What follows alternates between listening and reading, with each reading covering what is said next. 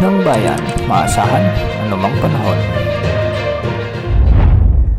Magandang araw po sa ating lahat. Narito na ang latest update sa lagay ng ating panahon ngayon at sa magiging lagay ng panahon sa susunod na 24 oras. Sa kasalukuyan ay malinis pa rin ang kaulapan sa loob at labas ng ating area of responsibility.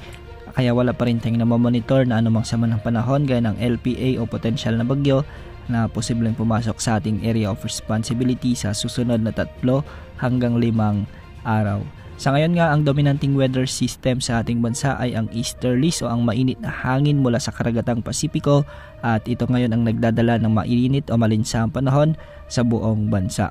Makikita naman natin sa ating satellite animations nang dahil sa epekto ng easterlies ay may mga kaulapan tayo, particular sa may Cordillera Administrative Region, sa mga probinsya ng Abra, Kalinga, Ifugao, sa may Benguet, ilang bahagi ng La Union at ilang bahagi rin ng Ilocos Sur at yung western section ng Pangasinan ay nakakaranas sila ng maulap na papawirin na may mga kalat-kalat na pag-ulan. Sa Central Luzon hanggang sa Metro Manila at Bicol Region ay malinis naman ang makaulapan, ngunit may nakikita rin tayong mga kalat-kalat na pag-ulan sa may Mindoro provinces hanggang sa Palawan.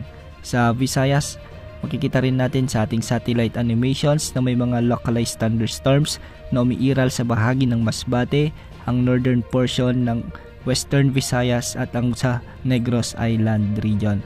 May mga kalat-kalat na thunderstorms din ang nakikita natin sa may Samar at Leyte provinces kasama na ang Bohol. Sa Mindanao makikita rin natin na may medyo malalakas na pag-ulan dulot ng mga thunderstorms sa may Zamboanga Peninsula, ang ilang bahagi ng Sorsogon at Davao region. May mga pag-ulan din sa ilang bahagi ng Bangsamoro region at Northern Mindanao. Samantalang sa Caraga region ay magiging bagyang maulap ang sa maulap din ng papawirin na may mga kalat-kalat na mahinang pag-ulan, kaya posible pa rin ang banta ng mga pagbaha o pagguho ng lupa, lalo na kung may mga mairal na severe thunderstorms. Bukas asahan pa rin ang pag-iral ng easterlies, kaya paghandaan pa rin ang mainit o malinsang panahon sa buong kapuluan. Para naman sa lagay ng mga pag-alon sa ating karagatan, ang mga baybayin sa Northern Luzon ngayong araw ng Sabado de Gloria ay posibleng umabot ang mga pag-alon hanggang 1.8 meters.